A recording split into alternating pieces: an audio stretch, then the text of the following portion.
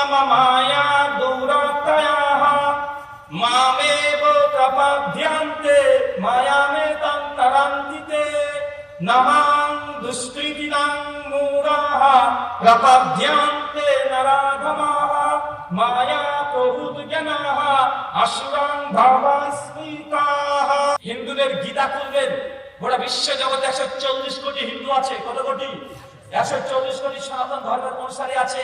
তাদের ধর্মগ্রন্থ যেটা সবচেয়ে জনপ্রিয় শ্রীমদ্ ভাগবত গীতা, অধ্যায় নম্বর 18, শ্লোক নম্বর 66, একদম লাস্ট চ্যাপ্টার 18 অধ্যায় 66 নম্বর শ্লোকে শ্রীকৃষ্ণ স্বয়ং নিজে দাবি করছে। শ্লোকটা বলছে দেখেন, সর্বধর্মাম পরিত্যাজা মামেকং শরণং ব্রজা। সর্বধর্মাম, সমস্ত ধর্ম, পরিত্যাজ্যা, পরিত্যাগ করে দাও। মামেকং, শুধুমাত্র এক শ্রীকৃষ্ণকে, মানে আমাকে, মাম আমাকে, শরণং ব্রজা আমারই আরাধনা করো, আমারই ইবাদত করো, আমারই গুণ কীর্তন করো, আমারই জপ তপ করো, তবে তুমি মোক্ষ লাভ তথা স্বর্গ লাভ করতে পারবে। মানে হিন্দু দাদাদের দাবি যে তারাই জান্নাতে যাবে, তারা ছাড়া কেউ জান্নাতে যাবে না। আসসালামু আলাইকুম ওয়া রাহমাতুল্লাহি ওয়া বারাকাতুহু।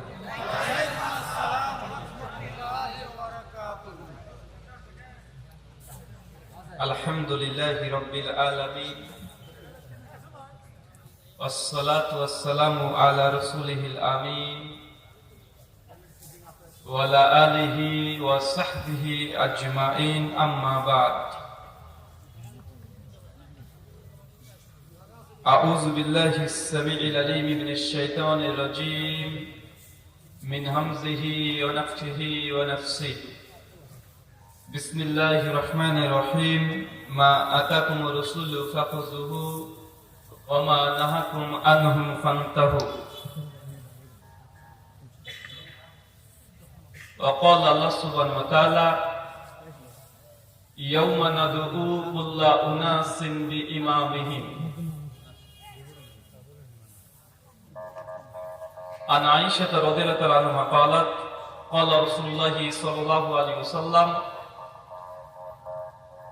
من عمل عملا ليس عليه أمرنا فهو رد. رواه مسلم. عن عبد الله بن مسعود رضي الله عنه قال قال رسول الله صلى الله عليه وسلم ليس من شيء يقربكم على الجنة ওয়াবায়ুদুকুম মিনান নার ইল্লা ক্বাদ আমারতুকুম বিহি। রাওয়াহু শুআবুল ঈমান লিল বাইহাকী, ইসনাদুহু সহিহ। সমস্ত প্রশংসা সেই মহান সত্তা আল্লাহ সুবহানাহু ওয়া তাআলার জন্য, যিনি আমাদের সৃষ্টি করেছেন।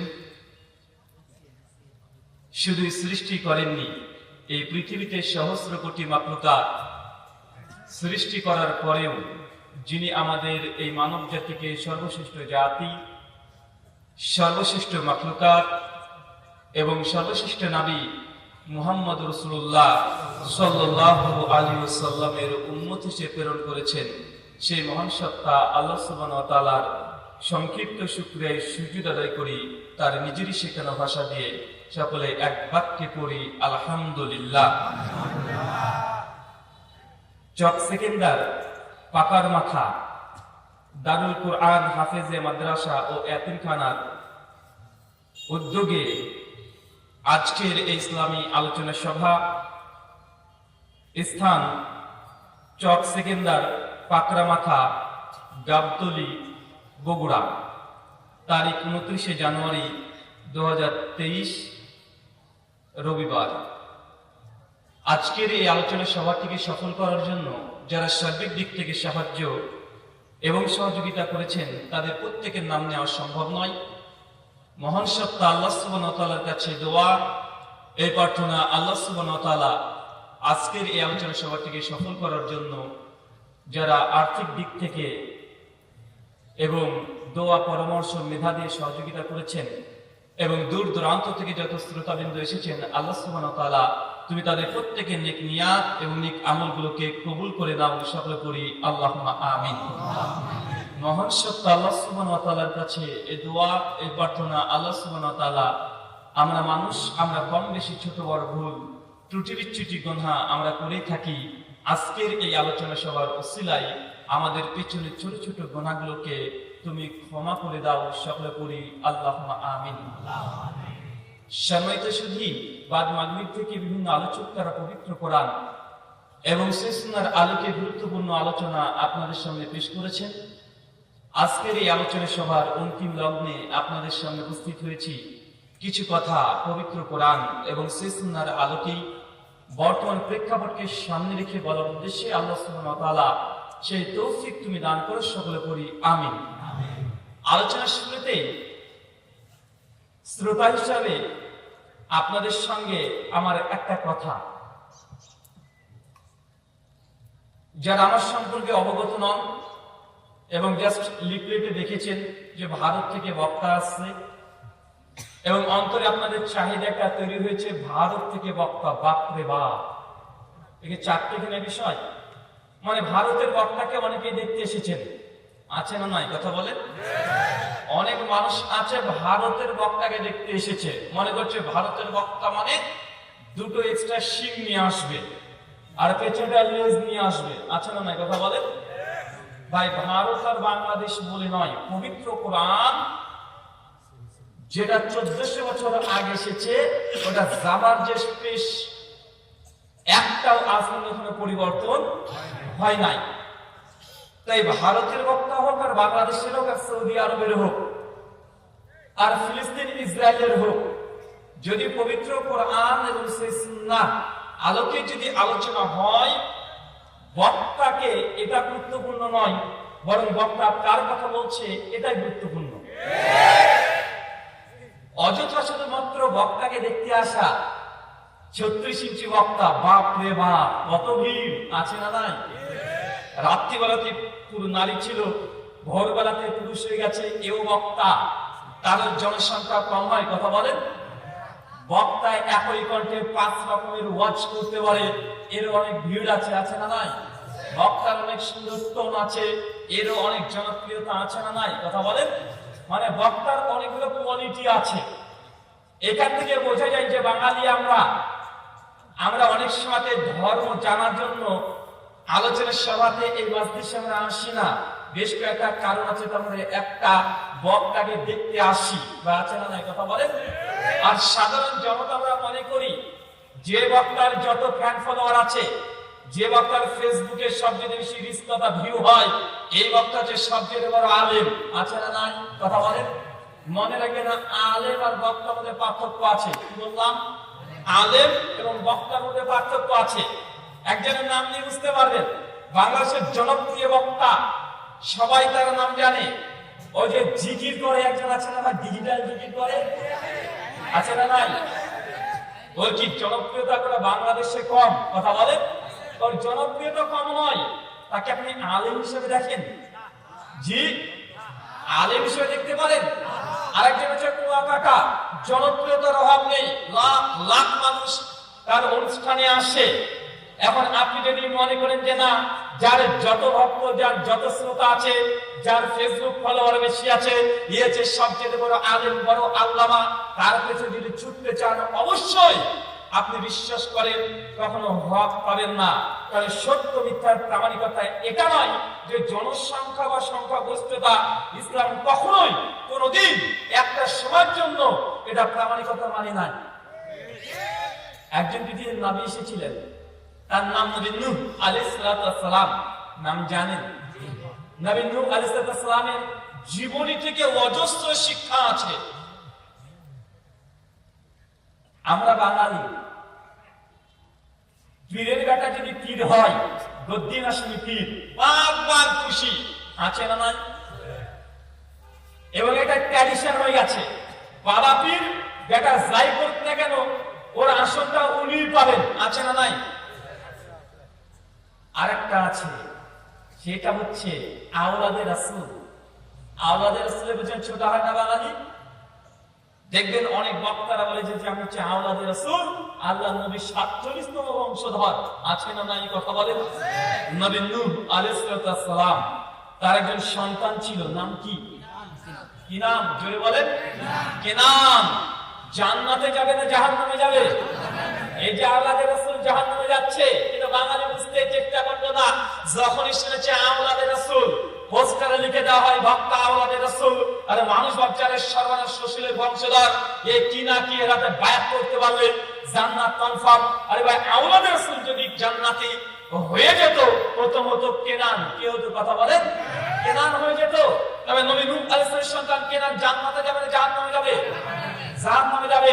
তাই বাঙালি মুসলমান একটু বোঝার চেষ্টা করেন, এই কয়েকটা জিনিস যতক্ষণ মাথাতে প্রবেশ করছে ততক্ষণ সত্য আপনি উদ্ঘাটন করতে পারবেন না, সত্য মানার মতো হৃদয় তৈরি হবে না। তাকে এই দুটো বিষয় মনে রাখবেন। এক, সংখ্যাগরিষ্ঠতা কখনো সত্যের প্রামাণিকতা নয়। দুই, রক্তের সম্পর্ক, বংশ গৌরব, এটা সত্যের প্রামাণিকতা নয়। যদি তাই হতো, নূহের সন্তান কেনান আগে জান্নাতের টিকিট পেয়ে যেত।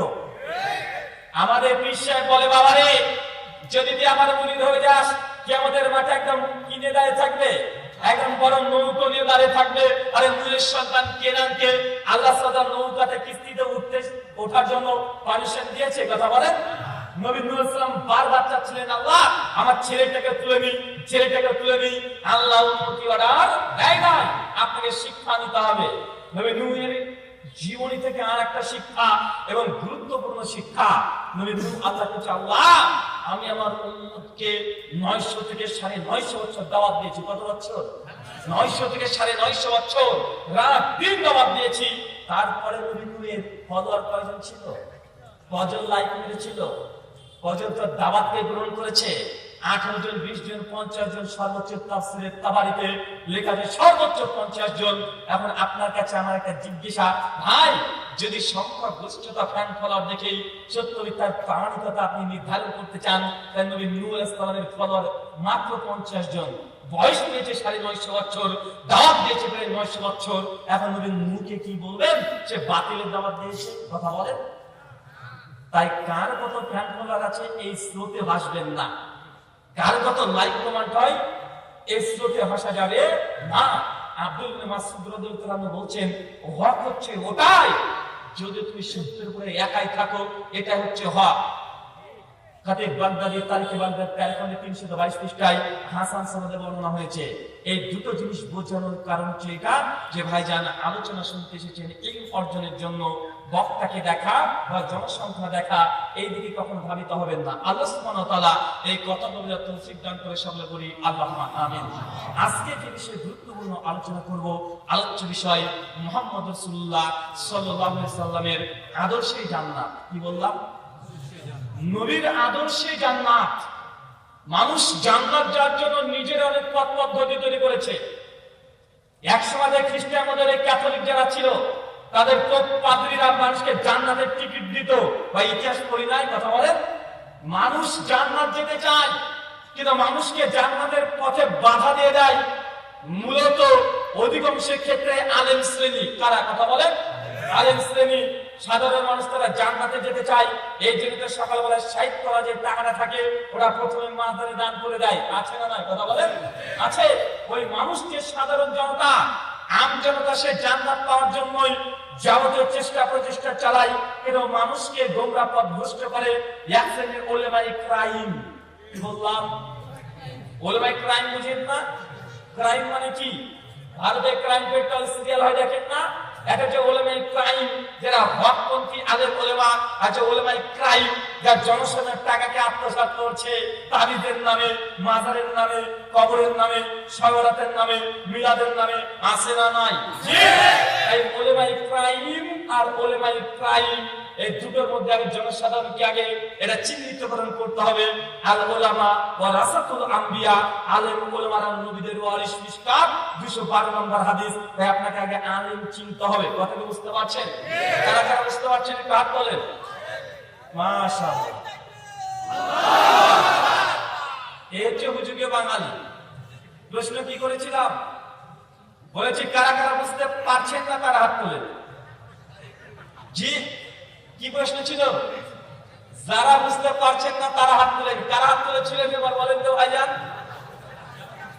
হ্যাঁ, এটাই হচ্ছে আমাদের বাঙালিদের একটা মানে, হুজুর বলেছে হুজুর তো খারাপ কিছু বলবে না, হুজুর যা বলেছে তাতে হাত তুলে দাও। হুজুর যদি গাইকে বা গাভী বানিয়ে দেয়, মানে গাভীকে যদি বলদ বানিয়ে দেয়, আপনি বালতি নিয়ে চলে যাবেন, দুধটা নিয়ে আসি একটু। মানে আমাদের অবস্থা এটা হয়ে আছে। আল্লাহ সুবহানাহু ওয়া তাআলা আমাদেরকে সঠিক বুঝ দান করার সঙ্গে বলি আল্লাহুম্মা আমিন। আলোচ্য বিষয় মুহাম্মদ সাল্লাল্লাহু আলাইহি ওয়াসাল্লামের আদর্শ আনুগত্যই জান্নাত। মানুষ জান্নাত যাওয়ার জন্য অনেকগুলো পথ পদ্ধতি রচনা করেছে। আমি আন্তর্জাতিক প্রেক্ষাপট থেকে ইসলাম পর্যন্ত নিয়ে আসার চেষ্টা করব, একটু ধৈর্য ধারণ করে শ্রবণ করবেন। মানুষের উদ্দেশ্যই জান্নাত, সে হিন্দু হোক, খ্রিস্টান হোক, বৌদ্ধ হোক বা অন্য ধর্মের অনুসারী হোক। টাইমস অফ ইন্ডিয়া দলের 15 সালের পত্রিকা 13 অক্টোবর পৃষ্ঠা নাম্বার 19 বলছে গোটা বিশ্ব জগতে প্রায় 750 কোটি মানুষ আছে। কত কোটি? কত কোটি? 750 কোটি। আর তারপরেই বলছে 750 কোটি মানুষের মধ্যে প্রায় 4,500 ধর্ম আছে। কতগুলো ধর্ম? 4,500টা ধর্ম আছে। আমরা মুসলমান কটা ধর্মের নাম জানি? হিন্দু, মুসলিম, বৌদ্ধ, জৈন, খ্রিস্টান, এই গুটি কয়েক ধর্মের নাম জানি, কিন্তু আলাদা আলাদা প্রায় 4,500 ধর্ম আছে। এরপরে বলছে সবচেয়ে যে ধর্ম অনুসারী সে ধর্মটার নাম কি? জি, কোন ধর্মের মানুষ সবচেয়ে বেশি? খ্রিস্টান ধর্মের অনুসারীরা। তারা গোটা বিশ্ব জগতে 220 থেকে 230 কোটি আছে। এখান থেকে আর একটা শিক্ষা নিয়ে নেন, যারা মনে করে সংখ্যা যেদিকে বেশি তারাই হক, তো গোটা বিশ্ব জগতে খ্রিস্টানদেরকে হক বলতে হবে। গোটা বিশ্ব জগতে সবচেয়ে সংখ্যা দিক থেকে তারাই বেশি আছে। মানবেন? কথা বলেন। কিন্তু আপনাকে যখনই বলি ভাইজান এই আমলটা কেন করছেন, এটা তো নবী করেন নাই, সাহাবীরা করেন নাই, তাবেঈনরা করে নাই, এটা কুরুনে সালাসা চতুর্থ প্রজন্ম পর্যন্ত এই আমল ছিল না, কেন আপনি এটা করছেন? আপনার জবাব একটাই, আরে ভাই এটা যদি সত্যি যদি ইবাদত যদি নেকির কাজ না হয়ে থাকে তো এত মানুষ তারা কি সবাই ভুল করছে? আছে না নাই? তো আপনি কি করবেন? খ্রিস্টানদেরকে গোটা বিশ্ব জগতে ক্ষমতা দিয়ে রাজনীতি, অর্থনীতি, সমাজনীতি, শক্তি পাওয়ার ক্ষমতা সবচেয়ে যদি বেশি যদি কারোর থেকে থাকে সেই ধর্মটার অনুসারীর নাম কি? খ্রিস্টান। গোটা বিশ্ব জগতের মধ্যে তাদের বিশ্বাস এমনই নোংরা বিশ্বাস যে তারা মনে করে ঈসা নবী তিনি স্বয়ং আল্লাহর পুত্র। বলেন নাউজুবিল্লাহ। চিন্তা করেছেন দুনিয়াবি জ্ঞানের শব্দের শ্রেষ্ঠ দ্বারা, কিন্তু যখন ধর্মীয় জ্ঞান এসেছে তারা একটা মানুষকে মনে করছে উনি নাকি আল্লাহর সন্তান। নাউজুবিল্লাহ মিন জালিক। মানে ধর্মের ক্ষেত্রে এসে তাদের বুদ্ধি আর কাজে লাগে নাই। লেগেছে? কথা বলেন। আল্লাহর সন্তান হতে পারে? আর মুসলমান তুমিও নোংরা। তুমি জানা বোঝার পরে কিভাবে 25শে ডিসেম্বর কেক খাও? তুমি বুঝো না কেক কেন খাচ্ছ? 25শে ডিসেম্বর বড়দিন উদযাপন করা হয়। ভাই বাংলাদেশের মুসলমানরা কেক খায় কি খায় না? আপনি কখনো চিন্তা করে দেখেছেন 25শে ডিসেম্বর খ্রিস্টানরা বলে বড়দিন? কি দিন? বড়দিন।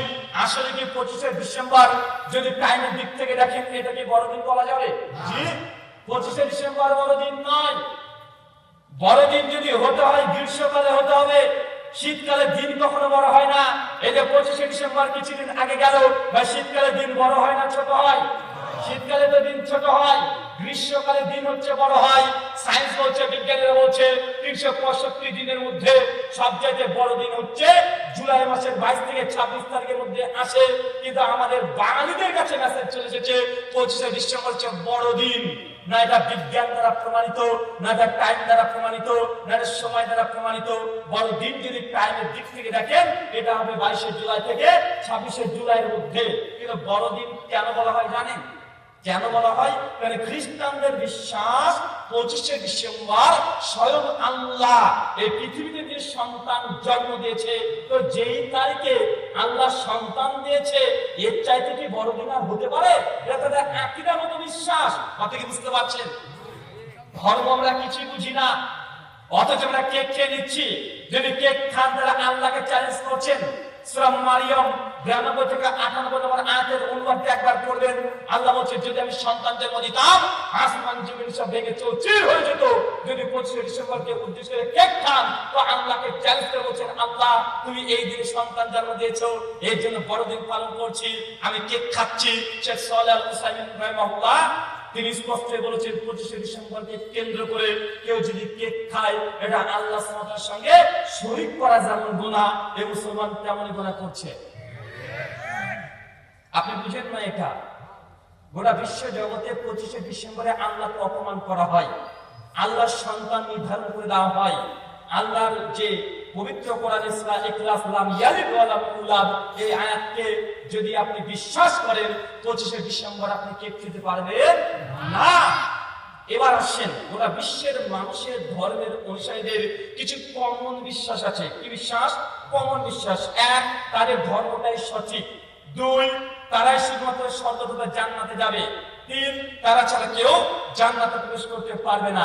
পবিত্র কোরআন খুলে সূরা বাকারা সূরা নম্বর 2 আয়াত নাম্বার 111। কত বললাম? তিনটে এক, সহজ। সূরা বাকারা সূরা নম্বর 2 আয়াত নাম্বার 111। মনে রাখবেন, কোরআনটা খুলে একবার পাঠ করবেন। আল্লাহ বলেন ক্বালু, তারা বলল, তারা ইহুদি খ্রিস্টান, লা ইয়াদখুলুল জান্নাতা ইল্লা মান কানা ইয়াহুদান ওয়া নাসারা। আল্লাহ বলছে ইহুদি এবং খ্রিস্টান তারা দাবি করছে তারা ছাড়া কেউ জান্নাত যাবে না। এটা কাদের দাবি? ইহুদি খ্রিস্টানদের দাবি তারা ছাড়া কেউ জান্নাত যাবে না। আল্লাহ তাদের আকীদা কপি করছে কোরআনে যে তারা ছাড়া কেউ জান্নাত যাবে না। আল্লাহ বলছেন নবীকে তিলকা আমানিয়াহুম, এটা তাদের মিথ্যা আশা, ভ্রান্ত ধারণা। কোন হে নবী তাদেরকে বলে দেন হাতু রানাকুম ইন কুনতুম সাদিকিন, যে সত্যি তোমরা যে দাবি করেছো দাবিতে সত্যবাদী হয়ে থাকো তবে প্রমাণ পেশ করো। কি পেশ করতে হবে? প্রমাণ পেশ করতে হবে। 4,500 ধর্মের অনুসারীরা দাবি করতে পারে যে তারা সত্যের উপরে প্রতিষ্ঠিত, তারাই জান্নাত যাবে, তারাই স্বর্গে যাবে। আল্লাহ বলছে তাদের মিথ্যা আশা। যদি সত্যি তোমার দাবি সঠিক হয়ে থাকে প্রমাণ পেশ করো। তাহলে ইসলামের আরেকটা নাম প্রমাণ। কি কথা বলেন? ইসলামের আরেকটা শর্ত প্রমাণ। প্রমাণবিহীন ইসলাম চলছে না। আর আল্লাহ এমনটাই দাবি করছেন। হিন্দুদের গীতা খুলবেন, গোটা বিশ্ব জগতে 140 কোটি হিন্দু আছে। কত কোটি? 140 কোটি সনাতন ধর্মের অনুসারী আছে। তাদের ধর্মগ্রন্থ যেটা সবচেয়ে জনপ্রিয় শ্রীমদ্ ভাগবত গীতা, অধ্যায় নম্বর 18 শ্লোক নম্বর 66, একদম লাস্ট চ্যাপ্টার 18 অধ্যায় 66 নম্বর শ্লোকে শ্রীকৃষ্ণের স্বয়ং নিজে দাবি করছে। শ্লোকটা বলছে দেখেন, সর্বধর্মাম পরিত্যাজা মামেকং শরণং ব্রজা। সর্বধর্মাম, সমস্ত ধর্ম, পরিত্যাজ্যা, পরিত্যাগ করে দাও। মামেকং, শুধুমাত্র এক শ্রীকৃষ্ণকে, মানে আমাকে, মাম আমাকে, শরণং ব্রজা আমারই আরাধনা করো, আমারই ইবাদত করো, আমারই গুণ কীর্তন করো, আমারই জপ তপ করো, তবে তুমি মোক্ষ লাভ তথা স্বর্গ লাভ করতে পারবে। মানে হিন্দু দাদাদের দাবি যে তারাই জান্নাতে যাবে, তারা ছাড়া কেউ জান্নাতে যাবে না। আমাদের মুসলমানদের আকীদা বিশ্বাস কি? ইন্না দীনা ইনদাল্লাহিল ইসলাম, আল্লাহর কাছে গ্রহণযোগ্য ধর্ম, জীবন ব্যবস্থা ইসলাম। সূরা আলে ইমরান আয়াত নাম্বার 19। তাহলে বোঝো মুসলমানদের দাবি আমরা জান্নাতে যাব, আমাদের ধর্মটাই সঠিক। যারা খ্রিস্টান তাদের দাবি তারাই জান্নাতে যাবে, তাদের ধর্মটাই সঠিক। হিন্দু দাদাদের বিশ্বাস তারাই স্বর্গে যাবে, তারা ছাড়া কেউ জান্নাতে যাবে না। যে বিশ্বাস না করেন হিন্দু ঠাকুর পণ্ডিতকে জিজ্ঞাসা করবেন, ঠাকুর মশাই আমরা মুসলমান, প্রতিদিন 5 বার নামাজ পড়ি, রমজানে 30টা সিয়াম রোজা পালন করি, লাখ লাখ টাকা খরচ করে হজ করতে যাই, মানুষকে দান সাদাকা করি, গভীর রাত্রিবেলাতে উঠে ঠান্ডা পানি দিয়ে উঁচু করে তাহাজ্জুদের নামাজ পড়ি। ঠাকুর মশাই বলুন তো আমরা মুসলমানরা কি এই আমলগুলো করে আপনাদের স্বর্গে যেতে পারবো? ঠাকুর মশাই দেবেন চট করে আপনাকে উত্তর দেবে, বাপ রে বাপ, তোমরা মুসলমানরা জান্নাতে যাবে? তোমরা মুসলমানরা কখনোই জান্নাতে যাবে না, কারণ তোমরা আমাদের ভগবান গুরুকে জবাই করে খেয়ে নাও। কথা বলে এটা তাদের বিশ্বাস, তারা বিশ্বাস করতে পারে। তারা গরুকে মাতা বলে, গরুকে মা বলে, গরুকে তারা ভগবান জ্ঞানে বিশ্বাস করে, করতে পারে, তাদের জ্ঞান, তাদের বিশ্বাস। কিন্তু তাদেরকে যখনই বলবেন যেমন মুসলমানরা আপনাদের জান্নাতে যেতে পারবো, আপনাদের স্বর্গে যেতে পারবো, অস্বীকার করে আপনাকে বলবে যে মুসলমান কখনো তোমরা জান্নাতে যাবে না। বরং গরুর পুরাণ উত্তরখণ্ড 2য় অধ্যায় 9 নম্বর শ্লোকে ব্রহ্মা তিনি স্বয়ং নিজে বলছে, যারা এই জীবনে গরুকে জবাই করে হত্যা করে মাংস খেয়েছে, গোশত খেয়েছে, তারা পরের জন্মে শূকর হয়ে জন্মগ্রহণ করবে। কথা বুঝতে পারছেন না? এটা হিন্দু দাদাদের বিশ্বাস। যারা এই জন্মে গরু খেয়েছে, গো মাংস ভক্ষণ করেছে, তারা পরের জন্মে জান্নাত তো দূরের কথা, তারা শুয়োর হয়ে জন্মগ্রহণ করবে। এখন বলেন তাদের বিশ্বাস, তারা করতে পারে, আমাদের কোনো আপত্তি নেই। তারা এটা বিশ্বাস করে মুসলমান গোটা দুনিয়াকে বিক্রি করে মানুষের কাছে দান করে দেন, মুসলমান কখন স্বর্গে যেতে পারবে না, গোলকধামে যেতে পারবে না, কখনোই জান্নাত প্রবেশ করতে পারবে না। মুসলমান আলেমকে জিজ্ঞাসা করেন, একজন হিন্দু পণ্ডিত এসে যদি বলে আমাদেরকে হুজুরকে জিজ্ঞেস করে, হুজুর আমরা এবছরে, আমি পশ্চিম বাংলার কথা বলছি, আমাদের পশ্চিম বাংলায় এবছরে 1,80,000 দুর্গাপূজার মণ্ডপ হয়েছে। 1,80,000। পশ্চিমবঙ্গের যে সরকার, তিনি প্রত্যেকটা মণ্ডপে 50,000 টাকা ভর্তুকি দিয়েছেন। তাহলে 50,000 টাকা দিয়ে মণ্ডপের পুজো শেষ হয় নাই, এবং এক একটা মণ্ডপে কমপক্ষে 2 থেকে 3 লক্ষ টাকা বাজেট। সরকার 50,000 টাকা দিয়েছে। এখন বলে তো 1,80,000 মণ্ডপ শুধু পশ্চিম বাংলা, গোটা ভারত নয়। পশ্চিম বাংলা মানে জানেন, শুধু একটা রাজ্যে। আর আমাদের পশ্চিম বাংলার রিপোর্ট বলছে, যদি একটা বছর পশ্চিম বাংলায় দুর্গা পূজার জগদ্ধাত্রী পূজাকে সরকার বন্ধ করে দিয়ে ওই অর্থটা যদি ফান্ডে জমা রেখে দেয়, তাহলে আগামী 1 বছর পশ্চিম বাংলার পুরো জনসাধারণকে সরকার এমনি বসে বসে খেতে দেবে, তাদের অর্থের কোনো ঘাটতি হবে না। এবার চিন্তা করেন তারা কত কোটি টাকা খরচ করে, ওই ঠাকুর পণ্ডিত যদি আমাদের এসে বলে, হুজুর আমরা এত কোটি কোটি টাকা খরচ করে আমরা দুর্গা পুজো করেছি, পুজো অর্চনা করেছি, এই লাখ লাখ টাকা খরচ করছি, বলেন তো আমরা সনাতনী হিন্দুরা আমরা কি আপনাদের জান্নাতে যেতে পারবো? উত্তর কি? আমরা বলবো এত কথা তোমরা জান্নাতে যেতে পারবে না, মানে একদম 100% কন্ট্রাডিকশন। তারাও আমাদেরকে তাদের জান্নাতে নিবে না, তাদের আকীদা বিশ্বাস অনুযায়ী, আর আমরা আমাদের জান্নাতে তাদেরকে প্রবেশ করতে দিচ্ছি না কোরআন সুন্নাহর আলোতে, তার মানে 100% কন্ট্রাডিকশন। এখন আপনাদের কাছে আমার প্রশ্ন হচ্ছে এটা, ভাই গোটা বিশ্ব জগতের সমস্ত ধর্মের মানুষই মনে করে তারাই জান্নাতে যাবে, একমাত্র জান্নাতের পথ তাদেরই ধর্মটা। বাংলাদেশের প্রেক্ষাপট বাদ দেন, মুসলমানরাই তো একজন সেখানে একজন মারামারি করে কে জান্নাতে কে জাহান্নামে। ওইদিকে হিন্দু দাদারা, খ্রিস্টানরা, ইহুদিরা করে ইসলামকে ভুল মনে করে, গোটা ইসলামটাকে তারা বাতিল মনে করে। আর বাংলাদেশে আমরা মুসলমানরা আছি কি বলছি? চরমনাই, ইনাদপুরি, যোধপুরি, রাজারবাগি, মাঝবাড়ি, ফুলতুলি, দেওয়ানবাগি, আটরশি, হানাফি, শাফি, মালিকি, হাম্বলি, দেওবন্দি, বেরলভি, জামাত ইসলামী, কত দল, একদল আরেকজনকে বলছে জাহান্নামে। চেয়ে দেখো গোটা বিশ্ব জগতে গোটা ইসলামকে কিছু মানুষ ভুল বলছে। তুমি তো ইসলামের মধ্যে এতগুলো দল তৈরি করেছো, আবার আরেকটা দলকে তুমি জাহান্নামী বলছো। গোটা ইসলামটাকে যে কেউ ভুল প্রমাণ করছে, এই দিকে হুঁশ একদমই আসে না। কথাকে আবার বোঝা যায়? তার মানে আপনাকে বুঝতে হবে, নিজেদের মধ্যে কোন রকমের মতভেদের কারণে আরেকজনকে জাহান্নামে পাঠিয়ে দিচ্ছি, কিন্তু গোটা ইসলামকে যারা ভুল প্রমাণ করছে তাদের ব্যাপারে আমাদের না কোনো স্টাডি আছে, না কোনো কথাবার্তা আছে, না তাদের সঙ্গে তাদের আদর্শকে, ইসলামের আদর্শকে উঁচু করে গোটা বিশ্বের মানুষকে সত্য ইসলামটাকে আমরা এটা সুসজ্জিত করে উপস্থাপন করতে পারছি না। আর যারা করেছে মুসলমান এতই নোংরা, তাকে বেঈমান কাফের খোদা দিয়ে তাকে দেশ থেকে বিতাড়িত করেছে। একটা উদাহরণ চলে এসেছে, ডাক্তার নায়েক, নাম জানেন না? বাংলাদেশে বাড়ি নাকি তার, কিন্তু বাংলা বলতেও পারে না। ওনার যে টিভি বাংলাতে যে লেকচার গুলো শুনেছেন এগুলো বাংলা প্রাবীণ করা, উনি বাংলা জানেন না। উনি যেটা জানেন মারাঠি ভাষা, হিন্দি ভাষা, উর্দু ভাষা আর ইংলিশ, এই গুটি কয়েকটি ভাষা জানেন। আর মোটামুটি গ্রিক, হিব্রু এগুলো বুঝেন, মানে বাইবেলটাকে জানা বোঝার জন্য। আর কিছুটা সংস্কৃত এটা তিনি জানেন, মানে এই গুটি কয়েক ভাষা জানেন, কিন্তু বাংলা ভাষা তিনি জানেন না। জানেন না কি কথা বলেন না? যেটা দেখছেন এটা ড্রাবিং করা। বাংলার এমন কোন মানুষ নেই ডক্টর নায়েককে চেনে না, এমন মানুষ পাওয়া দুষ্কর আচরণ নাই। কথা বলেন, ডাক্তার জাকির নায়েক কখনো মুসলিমদের মধ্যে ঐক্য ব্যতীত মনে করার কোন কথা কোন সমাজে কোন একটা ভিডিওতে বলেছে? কথা বলেন না। কিন্তু তারপরও মুসলমান তাকে সহ্য করতে পারে নাই। ডাক্তার নায়েক কিছুদিন আগে লাইভে এসে তিনি বলছেন, গভীর দুঃখ করে বলছেন যে আমার বিরোধিতা ইহুদি, খ্রিস্টান, হিন্দুরা যতটা না করেছে তার চাইতে আমার স্বজাতির মুসলমানরা বেশি করেছে। মুসলমানরাই করেছে। কাঁদো কাঁদো কণ্ঠে বলছে যে আমি কখনো মুসলমানদের ক্ষতি চাই নাই, মুসলমানের কখনো ক্ষতি আমি করতে চাই নাই। গোটা মুসলিম উম্মাহকে আমি একটা প্ল্যাটফর্ম আনার চেষ্টা করেছিলাম। এর জ্বলন্ত দৃষ্টান্ত দেখবেন ডক্টর জাকির নায়েকের পৃথিবীতে বাংলাদেশে অনেক হানাফি, দেওবন্দি আলেমরা তারা বক্তৃতা দিয়েছে, বিদায় নাই। আল্লামা মামুনুল হক তিনি পৃথিবীর বক্তা ছিলেন কি ছিলেন না? কথা বলেন। তিনি তো আহলুল হাদিস সালাফি নন। এফএম হিজবুল্লাহ তিনিও হানাফি মাযহাব ছিলেন। হাসান জামিল তিনিও হানাফি মাযহাব ছিলেন, বা ছিল কি ছিলেন না? কথা বলেন। কাজী ইব্রাহিম সাহেব, খন্দকার আব্দুল্লাহ জাহাঙ্গীর সাহেব, অজস্র হানাফি মাযহাবের আলেমকেও তিনি তার প্ল্যাটফর্ম 50 মতো জায়গাতে আলোচনা করতে দিয়েছেন, কিন্তু তারপরেও এই ব্যক্তিগুলোই পরবর্তী সময়ে এসে ডক্টর নাইকের বিরুদ্ধে ফতোয়া জারি করেছে কি করে নাই? এরাই করেছে। আশ্চর্য!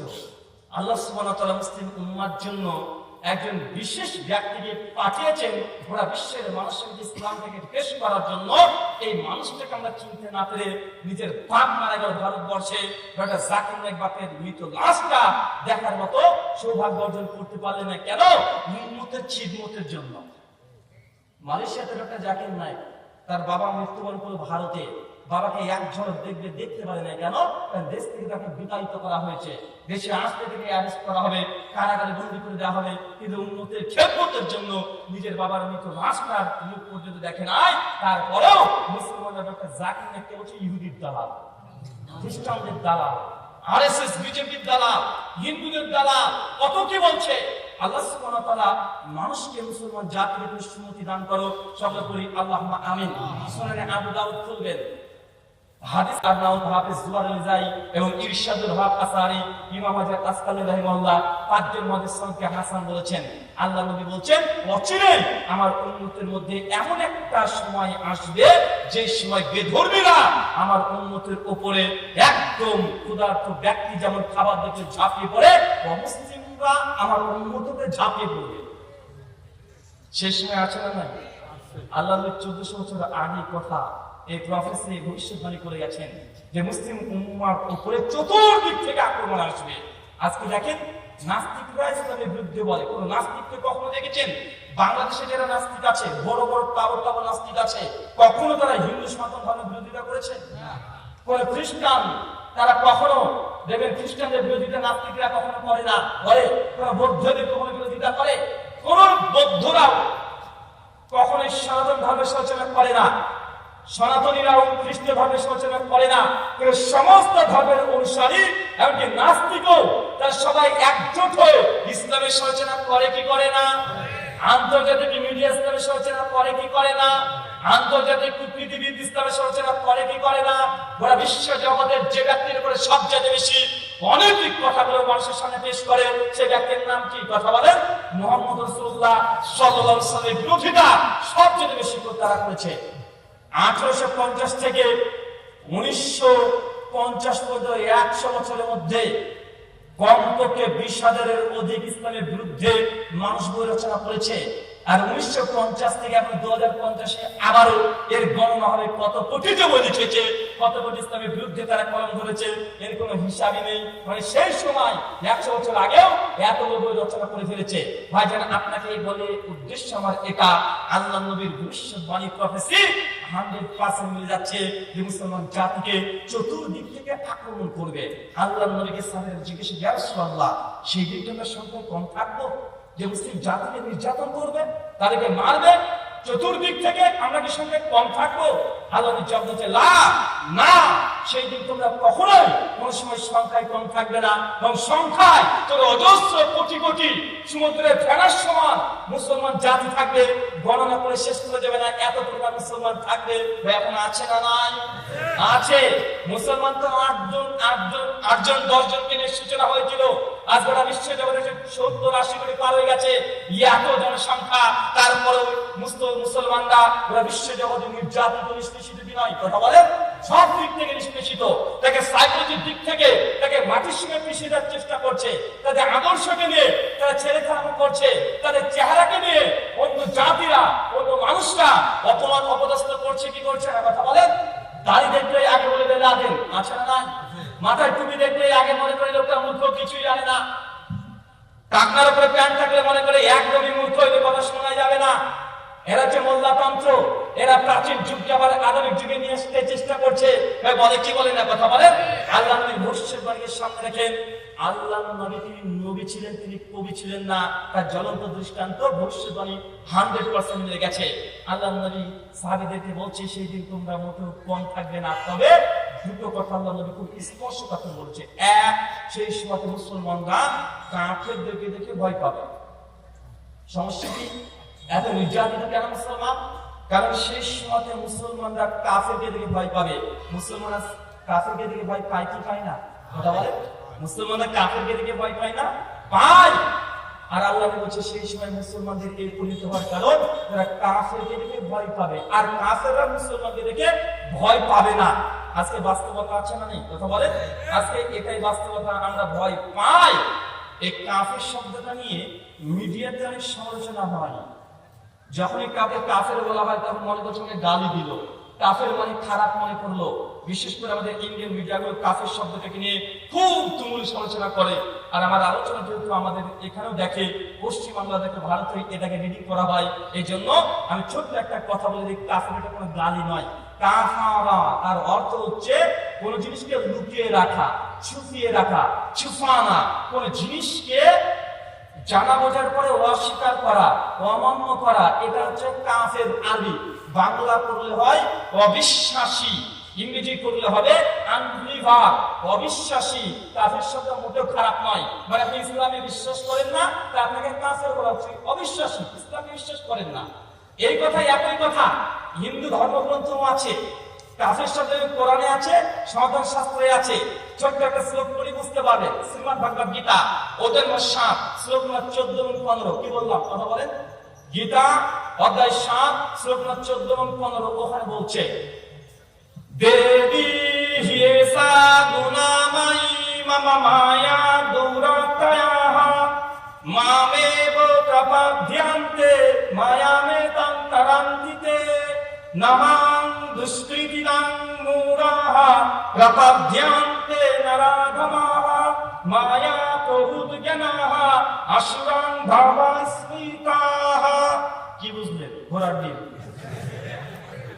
এখানে শ্রীকৃষ্ণ তিনি বলতে যাচ্ছেন, যিনি শ্রীকৃষ্ণকে ঈশ্বর জ্ঞানে উপাসনা করে না, যিনি 3 গুণযুক্ত শ্রীকৃষ্ণকে উপাসনা করে না, ঈশ্বরকে বিশ্বাস করে না, তাকে বলা হচ্ছে নারাধামাহা।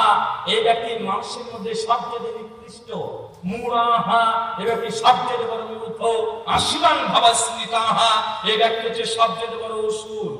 এখন বলেন তো, আমরা মুসলমানরা কৃষ্ণকে ভগবান মানি, তাকে আমরা বিশ্বাস করি। এখন আমরা যদি এই কথাকে কোট করে বলি, দেখো গীতাতে মুসলমানদের সমালোচনা করা হয়েছে, কেন বলছে যিনি কৃষ্ণকে ভগবান বিশ্বাস করে না সে হচ্ছে অসুর, সে হচ্ছে মূর্খ, সে হচ্ছে মানুষের মধ্যে নিকৃষ্ট।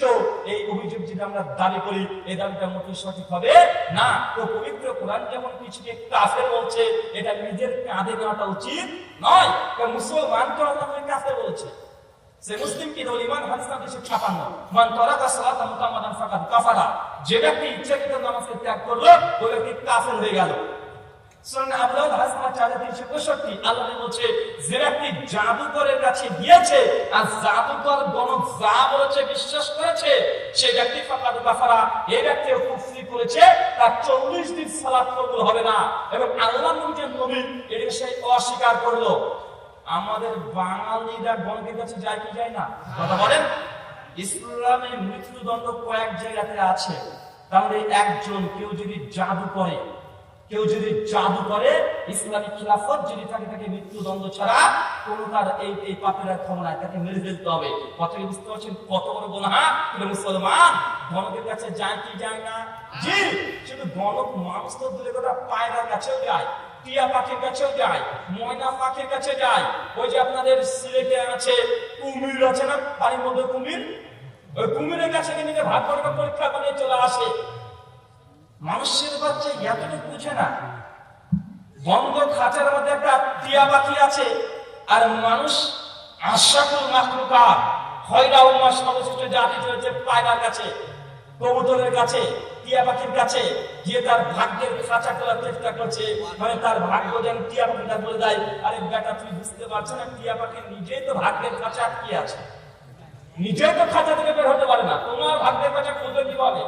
মুসলমান এতটুকু বুঝে না, গণকের কাছে চলে যাচ্ছে, গণক যা বলে তা যদি সত্য হয়ে যায়। আমি এখানে গণকের কাছে গিয়েছি, আর অন্তরে বিশ্বাস যে না এই যে চিটিংবাজ, চিটার, আমার বিশ্বাস না তার প্রতি।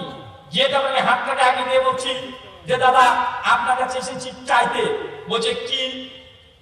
আমি তখন বলছি যে আমি শুধু হাতটা দেখাচ্ছি না, দেখেন ওই যে পাশে দোকানের দোকান। কিসের দোকান? লটারির দোকান, তো সন্ধ্যাবেলায় আজকে রিপোর্ট টেস্ট করে দেবে কোন লটারিতে ক লাখ টাকা বেঁধেছে, 100 টাকায় 10 লক্ষ টাকা প্রাইজ আছে। কাউকে একটু বলে দেন না কোন নাম্বারে 10 লাখ টাকা আছে, একটু বলে দেন। কারণ আপনি তো মানব, সব নাকি বলতে পারেন, কি হবে হবে না সব বলতে পারেন, তো একটু লটের নাম্বারটা বলে দেন না, কোন নম্বরে এই লটারিটা আছে, বলে টুক করে কেটে নিয়ে 10 লাখ টাকা নিয়ে নিই, আপনাকে 5 লাখ টাকা দেবো, একটু বলে দেন না। বুঝলেন, উল্টা পাল্টা বকে। মানে মানুষ শুধুমাত্র অনেক অংশে ইসলাম থেকে বিচ্যুত হয়ে যায় রিজিকের কারণে। কিসের কারণে? শুধুমাত্র রিজিকের কারণে মানুষ অনেক ইসলাম থেকে বিচ্যুত হয়ে যায়। মানুষ এটা মানে বোঝার চেষ্টা করে না। তার মধ্যে একটা আপনাকে বললাম, এই যে মানুষ শুধুমাত্র নিজের ইনকাম সোর্সকে বৃদ্ধি করার জন্য গরিবের কাছে যায় কি যায় না? কথা বলে যায়। মিশকাত হাদিস না 5300 লম্বা হাদিস, শেষ অংশ আল্লাহ বলছেন দুটো জিনিস মানুষকে খুঁজে বেড়ায়। কয়টা জিনিস? দুটো জিনিস মানুষকে খুঁজে বেড়ায়। এক রিজিক, দুই মৃত্যু। কি বললাম? একটা রিজিক আর দুই মৃত্যু। রিজিককে আপনাকে খোঁজার দরকার নেই, রিজিক আপনাকে কাটছে। কথা বলে বুঝতে পারছেন না? রিজিক আপনাকে খোঁজার দরকার নেই, রিজিক আপনাকে খুঁজছে। মৃত্যু কখন যে চলে আসবে এটা আপনি বুঝতে পারবেন না, মৃত্যু আপনাকে খুঁজে বেড়াচ্ছে। আল্লাহ বলছেন একজন ব্যক্তিকে আল্লাহ তাকদিরে যে রিজিক লিখে দিয়েছে, যতক্ষণ সে ভোগ করছে তার প্রাপ্ত রিজিক শেষ হচ্ছে, ততক্ষণ পর্যন্ত আল্লাহ তার মৃত্যু দেবেন না। আর মৃত্যু হবে না, কারণ রিজিক নির্ধারিত।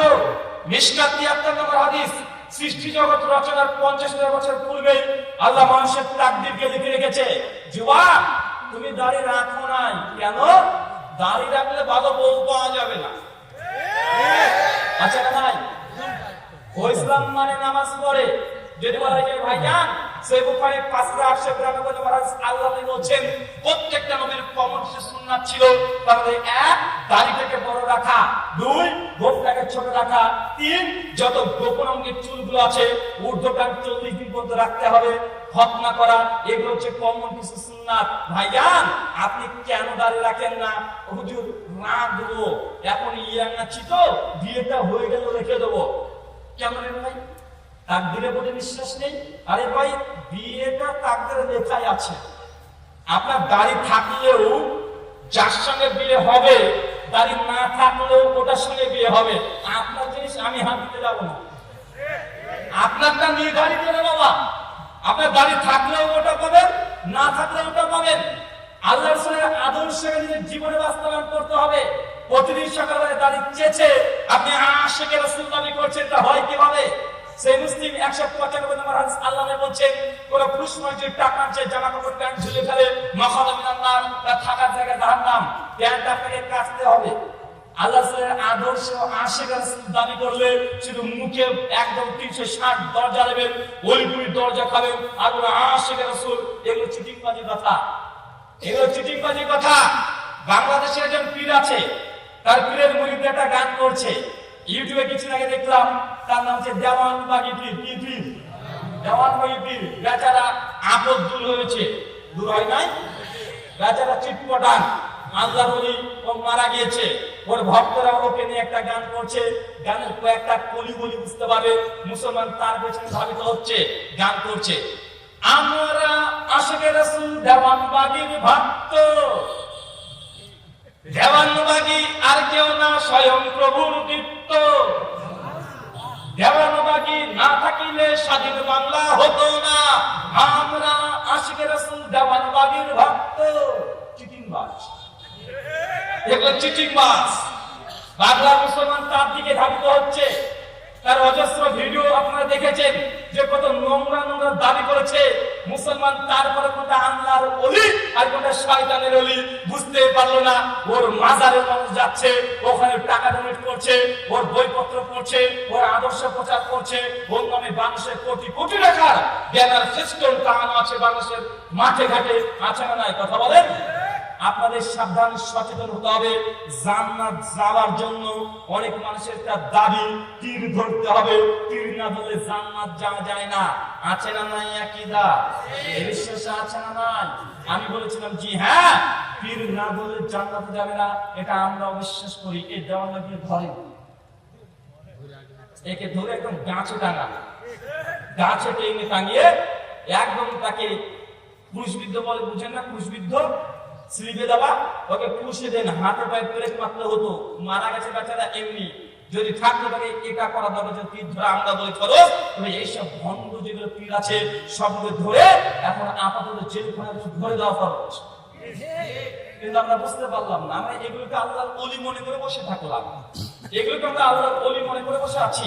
আল্লাহ সুবহানাহু ওয়া তাআলা এই কথাগুলো তৌফিক দান করো, সকলে বলি আল্লাহুম্মা আমিন। একজন ব্যক্তি আমাকে বলছে, বুঝাচ্ছে যে রুহুল আমিন ভাই দেখেন বৃদ্ধ ধরা খরচ, আজ দলিল, ওকে দলিল আর কি দিবেন, আপনি একটা বিষয় বলে বুঝতে পারবেন।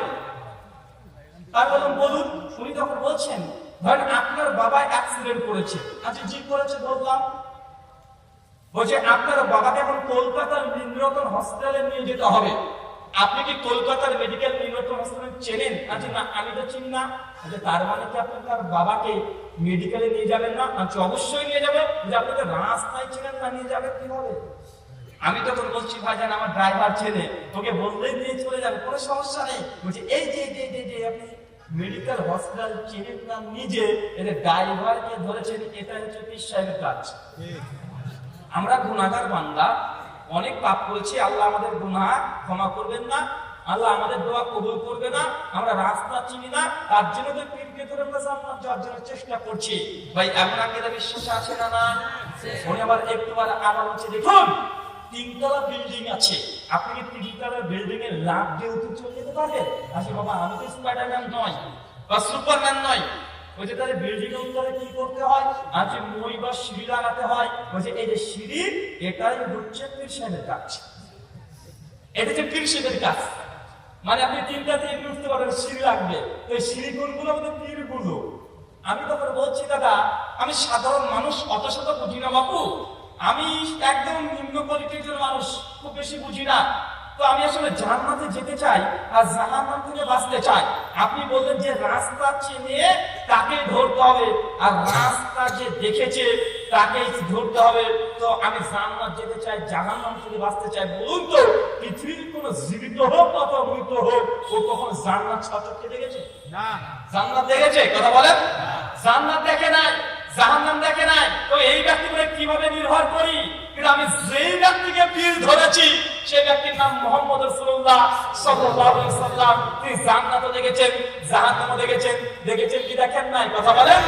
জান্নাত জাহান্নাম দুটো দেখেছেন, তার জন্য আমি বলছি আমি নবী মুহাম্মদ সাল্লাল্লাহু আলাইহি ওয়াসাল্লামকে আদর্শ রূপে গ্রহণ করেছি, তিনি কেবল আমাকে জান্নাত নিয়ে দিতে পারেন, অন্য কেউ নয়। এখন যদি ঈসা নবী চলে আসে আর ঈসা আলাইহিস সালাম যদি ইনজিল দিয়ে পুরো বিশ্বকে চালানোর চেষ্টা করে, তার আনুগত্য করলে জান্নাত যাবেন না জাহান্নাম যাবেন? কথা বলেন। আপনাকে জাহান্নামে যেতে হবে। নবী ঈসার শরীয়ত মানসুখ, নবী ঈসার নবুয়ত মানসুখ। আপনার পীরকে কিভাবে আবার এই জায়গাতে দিয়ে দিলেন যে পীরকে মাধ্যমে আমি জান্নাত যাব? ভাইজান সাবধান, সতর্ক থাকবেন। এটা ইসলামের জান্নাতে যাওয়ার রাস্তা বা পথ পন্থা নয়, এটা সম্পূর্ণ ভ্রান্ত। যদি পীর সাহেব কোরআন সুন্নাহর আলোকে কথা বলে, তার কথাগুলো মানতে পারেন কোরআন সুন্নাহর আলোকে, কিন্তু ওর কাছে বায়াত হতে হবে। পীর আপনাকে এসে 26টা তরিকা দিয়ে দিবে, 26টা জিকির দিয়ে দিবে, রাতে ঘরটাকে অন্ধকার করে ফেলবেন আর জিকির করবেন আল্লাহ আল্লাহ আল্লাহ। আচ্ছা না নাই? কথা বলেন। আল্লাহ আল্লাহ জিকির করতে কে বলেছে? আর এক হুজুর আছে ইল্লাল্লাহ ইল্লাল্লাহ ইল্লাল্লাহ। আচ্ছা না নাই? কথা বলেন। অনেক রকমের জিকির আল্লাহ নবী বলছেন, সুনান তিরমিজি 3254 নম্বর হাদিস, আল্লাহ বলছেন আফজালুল যিকরি লা ইলাহা ইল্লাল্লাহ। আর আমাদের পীর করে দিয়েছে ইল্লাল্লাহ। আরেকজন ইল্লাহ শব্দটা বাদ দিয়ে শুধু আল্লাহ আল্লাহ করছে। ইল্লাল্লাহ জিকির কোরআন দ্বারা প্রমাণিত নয়। পীর সাহেব তার মুরিদকে বোঝাচ্ছে, দেখো ইল্লাল্লাহ জিকির কোরআনে সরাসরি নেই তো কি দিয়েছে, কিন্তু ইল্লাল্লাহ শব্দটা কোরআনে আছে না নাই? কোরআনে তো আছে, আয়াতুল কুরসিতে আছে আল্লাহু লা ইলাহা ইল্লা হুয়াল হাইয়ুল কাইয়্যুম। সূরা বাকারা আয়াত 255 যে এই যে ইল্লাল্লাহ শব্দ আছে কোরআনে, তো আল্লাহর নবী সুনান তিরমিজি হাদিস নাম্বার 2910 বলছে কেউ যদি কোরআনের একটা হরফ পড়ে, এক হরফে 10 নেকি। তো ইল্লাল্লাহকে যদি জিকির করে কমপক্ষে 7টা যদি হরফ থাকে, কমপক্ষে 40 নেকিতে হবে। অতএব বাসারা তোমরা ইল্লাল্লাহ জিকির করো। ভাই এরকম ইঞ্জিনিয়ার আছে না এই দেশে? কোরআন সুন্নাহ থেকে এইভাবে বিকৃত করে দলিল পেশ করে বলছে অতএব ইল্লাল্লাহ জিকির করো। আমি বলছি যে হুজুর এটাই যদি আপনার উসুল হয়ে যায় তো কোরআনে তো ফেরাউন নাম আছে। সকালবেলা ঘুম থেকে উঠে ফেরাউন ফেরাউন ফেরাউন আচ্ছা না কথা বলেন। কোরআন যখন সূরা পড়বেন, সূরা আম্বিয়া পড়েন, আবুল আহাবের নাম আছে না নাই? যেমন আবুল আহাব বলছে তো আবুল আহাব করে জিকির করেন, সমস্যা কোথায় রে ভাই? নমরুদের নাম আছে, নাম করে জিকির করেন। কারণ তার নাম করে যখন কোরআন পড়তে করতে যাচ্ছেন সেই সময় নাকি হয় কি হয় না? কোরআন যেমন করবেন ফেরাউনের নাম চলে আসলে কোরআন তিলাওয়াতের সময় নাকি হয়, কিন্তু একটা শব্দ কোরআন থেকে বের করে নিয়ে আপনি জিকির বানিয়ে দিলেন, এটা তো কত জিকির নয়। কোরআনে তো শুয়োরের নামও আছে, সূরা মাইদার 90 নম্বর আয়াতে খিনজির শব্দ আছে না? কথা বলেন। তবে খিনজির করে জিকির করলে আপনার ইঞ্জিনিয়ারিং বুদ্ধিতে এটা কি আল্লাহ জিকির হবে? তার মানে বোঝা যাচ্ছে আমাদের বাঙালিদের মধ্যে অনেক বড় বড় পণ্ডিত আছে যারা ইঞ্জিনিয়ারিং করে শরীয়তের মধ্যে বিকৃত করার চেষ্টা করেছে। আল্লাহ নবীর আদর্শ গ্রহণ করেন, আফজল জিকরি লা ইলাহা ইল্লাল্লাহ। এই জিকির আপনাকে করতে হবে, কাটছাট করার এখতিয়ার আপনাকে দেওয়া হয় না। কাটছাট করতে পারবেন না। শরীয়তের মধ্যে বিন্দু পরিমাণে কাটছাট করার আল্লাহ তো কোন আলেমকে তো দূরের কথা কোন নবী রাসূলকে এখতিয়ার দেয় নাই। দলিল পবিত্র কোরআন সূরা ইউনূস সূরা 10 আয়াত নাম্বার 15। আল্লাহ নবী একদিন সাহাবীকে নিয়ে বসে আছেন, কুরাইশের বড় বড় নেতারা এসে আল্লাহ নবীকে বলছে ওয়া ইতিবি কোরআনি বাইরি হাযা, হে নবী মুহাম্মদ সাল্লাল্লাহু আলাইহি ওয়াসাল্লাম এই কোরআনটা আপনি যেটা নিয়ে এসেছেন না, এই কোরআনটা খুব কঠিন মনে হচ্ছে, আমরা কুরাইশরা মানতে পারছি না। ওয়া ইতিবি কোরআনি বাইরি হাযা, এই কোরআনের পরিবর্তে নতুন একটা কোরআন আনেন, আপনাদের নবী হিসেবে মেনে নেব। এটা কাদের দাবি? কাদের দাবি? সেই বড় বড় কাফেরদের দাবি। নবীকে বলছে যে আপনাকে নবী আমরা কেন মানছি না, কারণ যে কোরআনটাকে নিয়ে এসেছে খুব কঠিন রে বাপু, এটা মানা যাবে না। তো এই কোরআনের পরিবর্তে অন্য একটা কোরআন নিয়ে আসেন। আল্লাহ নবী যখন এই প্রস্তাব দিয়েছে শেষে নবী স্তব্ধ হয়ে বসে আছেন, কোনো কথা বলে না। আল্লাহ আসমান থেকে ওহী অবতীর্ণ করে দেন ফেরেশতা জিবরিল আলাইহিস সালামের মাধ্যমে। আল্লাহ নবীকে বলতে আপনি জানিয়ে দেন এই কোরআনের মধ্যে কিছু পরিবর্তন করা বা বের করে দেওয়া এই এখতিয়ার আমাকে আল্লাহ দেয় নাই। আন্না আত্তাবি ইল্লা মা ইউহা ইলাই, বরং আমি নবী মুহাম্মদ তারই আনুগত্য করি যেটা আল্লাহ মাত্র ওহী করেছে। আল্লাহ নবীকে শিখিয়েছে। বলেন আপনার এখতিয়ার নাই, ক্ষমতা নেই যে কোরআনের একটা অক্ষরকে পরিবর্তন করে দিবেন। আপনি তো তারই আনুগত্য করেন যেটা আমি আল্লাহ অবতীর্ণ করেছি। তো হুজুর কিভাবে এরকম পরিবর্তন করেছে জিকিরের মধ্যে? আচ্ছা না কথা বলেন। আল্লাহ সুবহানাহু ওয়া তাআলা নবী বললেন সহিহ মুসলিম হাদিস নাম্বার 850, কেউ যদি একবার দুরূদ পড়ে আল্লাহ তার পক্ষ থেকে 10 বার রহমত বর্ষণ করে, 10টা গুনাহ ক্ষমা করে দেয়। আল্লাহ সুবহানাহু ওয়া তাআলা এগুলো শুধু দুরূদ যদি কেউ পড়ে দুরূদ ইব্রাহিম পড়বেন আল্লাহ আপনার পরে এগুলো অবধারিত করে নেবে। কিন্তু কিভাবে ইয়া নবী সালাম আলাইকা আছে না নাই? আল্লাহুম্মা সাল্লি আলা সাইয়্যিদিনা মাওলানা মুহাম্মদ। আমি কলিজা ঠান্ডা হয়ে যায় রে বাবা, এগুলো শুনলে টান শুনলে কলিজা ঠান্ডা হয়ে যায়। কিন্তু এই যে দুরূদ আর সালাম যেগুলো শুনলেন মেড ইন চায়না, এরা কোরআন হাদিসে নাই, এটা হুজুরদের ফ্যাক্টরিতে তৈরি করা। এই দুরূদ এই সালাম পড়লে 10টা নেকি তো দূরের কথা 10টা গুনাহ আপনার আমলনামায় লেখা হবে। মানে এটা আল্লাহ নবী দেয় নাই। পবিত্র কোরআন সূরা হাসর 59 আয়াতের সাথে আল্লাহ বলেন মা তাকুম রাসূলু ফাখুযুহু ওয়া মা নাহাকুম আনহু ফান্তাহু। আমার নবী তোমাকে যা দিয়েছে সেটা গ্রহণ করে নাও, যা দেয় নাই এটাকে গ্রহণ করার প্রয়োজন নাই, ছেড়ে দাও। ইঞ্জিনিয়ারিং করো না। কিন্তু বাঙালি আল্লাহর বিধান এটাকে লঙ্ঘন করে নিজে মাতব্বরি করে দুরূদ তৈরি করেছে, সালাম তৈরি করেছে। বালাগাল উলা বিকামালি আছে না নাই কথা বলেন? আরে বাবা এটা শেখ সাদি রাহিমাহুল্লাহ, এটা জাস্ট একটা ফার্সি কবিতা। বাঙালি একটু অন্য ভাষায় শুনলে ভাবে কি না কি রে বাবা। বাঙালিকে যদি এখন আরবি ভাষায় 2 পৃষ্ঠ ধরে গালিগালাজ কিস্তি খাওয়া লিখে দেওয়া হয়, ও দেখে চুমুকে পকেটে পুরবে। মানে এরা আরবি প্রতি এতই দুর্বল। আরে ভাই আরবি এটা ওই সম্মানের নয়। আরবিতে আবু জাহেলের কথা বলতো না ভাই, আবু লাহাবের কথা বলতো, উতবা সাইবা করে সকলে আরবিতে কথা বলতো। আরবি ভাষার সম্মান নেই, এবং কোরআন মাজিদকে আরবিতে লেখা হয়েছে, এই কোরআন মাজিদের এই হরফগুলো সম্মান আছে। কিন্তু আপনি আরবিতে যদি বাইবেল আছে না, এই কথা বলেন, আমার লাইব্রেরি আইনসিটা আরবিতে বাইবেল আছে, আরবিতে ভাগবত গীতা আছে, ওই গীতাকে কি চুমু খাবেন নাকি? কথা বলেন, বাইবেলকে কি চুমু খাবেন না? মুসলমান এতটুকু বোঝার চেষ্টা করো, দুর্বলতা কোথায় দেখাতে হয় আমরা সেটাও জানি না। আল্লাহ সুবহানাহু ওয়া তাআলা নবী সাল্লাল্লাহু আলাইহি ওয়াসাল্লামকে ইখতিয়ার দেয় নাই শরীয়তে কিছু বাড়াবে কিছু কমাবে। আল্লাহ সুবহানাহু আদর্শ যা আছে সেম টু সেম হুবহু আপনাকে আনুগত্য করতে হবে, তবে আপনি জান্নাত যাবেন, অন্যথা জান্নাত যাওয়া সম্ভব নয়। কুল ইন কুনতুম তুহিব্বুন আল্লাহ ফাত্তাবিউনি, ইফ ইউ রিলি আল্লাহ সুবহানাহু ওয়া তাআলা then follow Muhammad peace be upon him. সত্যি তুই যদি আল্লাহকে পেতে চাও, কাকে পেতে চাও? কথা বলে, আল্লাহকে পেতে চাও, ফাত্তাবিউনি, তবে নবী মুহাম্মদ সাল্লাল্লাহু আলাইহি ওয়াসাল্লামের আনুগত্য করো, আদর্শ গ্রহণ করো। কোন ওইখানে পীরের কথা আসে নাই, কোন আল্লাহর ওলির কথা আসে নাই, নবীর আনুগত্য করতে। কার কথা বলে? নবীর আনুগত্য করতে হবে। সহিহ বুখারী কিতাবুস সালাত হাদিস নাম্বার 350, কত নম্বর? কথা বলে 350। সুনান আবু দাউদ কিতাব জুমা হাদিস নাম্বার 1400। আমরা সকলেই জানি আল্লাহ সুবহানাহু ওয়া তাআলা নবী মুহাম্মদ সাল্লাল্লাহু আলাইহি ওয়াসাল্লামকে মেরাজে নিয়ে চলে গিয়েছিলেন। গিয়েছে কি জানেন? আল্লাহর নবীর বেশ কিছু সম্মান ছিল। যত নবী পৃথিবীতে এসেছে সবচেয়ে শ্রেষ্ঠ নবীর নাম কি? মুহাম্মদ সাল্লাল্লাহু আলাইহি ওয়াসাল্লাম। সমস্ত আদম সন্তানদের সর্দারের নাম কি? মুহাম্মদ সাল্লাল্লাহু আলাইহি ওয়াসাল্লাম। সমস্ত নবীর ইমামের নাম কি? মুহাম্মদ সাল্লাল্লাহু আলাইহি ওয়াসাল্লাম। সর্বপ্রথম কিয়ামতের মাঠে কবরকে ভেঙে কবর কেটে সর্বপ্রথম কে দাঁড়াবেন? মুহাম্মদ সাল্লাল্লাহু আলাইহি ওয়াসাল্লাম। সর্বপ্রথম উম্মতের জন্য কে সুপারিশ করবেন? মুহাম্মদ সাল্লাল্লাহু আলাইহি ওয়াসাল্লাম। তার অনেকগুলো ফজিলত আছে যেটা অন্য নবীদের এই ফজিলত আল্লাহ দেয় নাই। আল্লাহ নবী শাফাত করবেন। আমরা আহলুল হাদিসরা বিশ্বাস করি, যারা মানহাজে সালাফ এই আকীদা বিশ্বাসী, তারা মুহাম্মদ সাল্লাল্লাহু আলাইহি ওয়াসাল্লাম শাফাত করবেন বিশ্বাস করি। কিন্তু এক শ্রেণীর আলেম ওলামারা আমাদের প্রতি তানকিদ অভিযোগ করেছে আমরা নাকি শাফাতে বিশ্বাস করি না। এটা মিথ্যা কথা। কথা কি বুঝতে পারছেন? কথা বোঝা যায়? আমরা শাফাতে বিশ্বাস করি কি করি না? আরে ভাই, আল্লাহ নবী শাফাত করবে। আমার দিনী ভাই এবং বোন যারা আছে তাদেরকে উদ্দেশ্য করে বলি, সেই মুসলিম 183 নম্বর পৃষ্ঠায় সিয়াম রোজা মানুষকে কিয়ামতের মাঠে শাফাত করবে। কে? কথা বলেন। রোজা, সিয়াম, রোজা বেশি বেশি রাখবেন, নফল রোজা বেশি বেশি রাখবেন। এই রোজা কিয়ামতের মাঠে আল্লাহকে একদম বেশি বলবে, আল্লাহ এই বান্দা তোমার ভয় সিয়াম রেখেছে, সে কিছু খায় নাই, দিনের বেলাতে খায় নাই, স্ত্রী সহবাস করে নাই, আল্লাহ তুমি একে জান্নাতে দাও।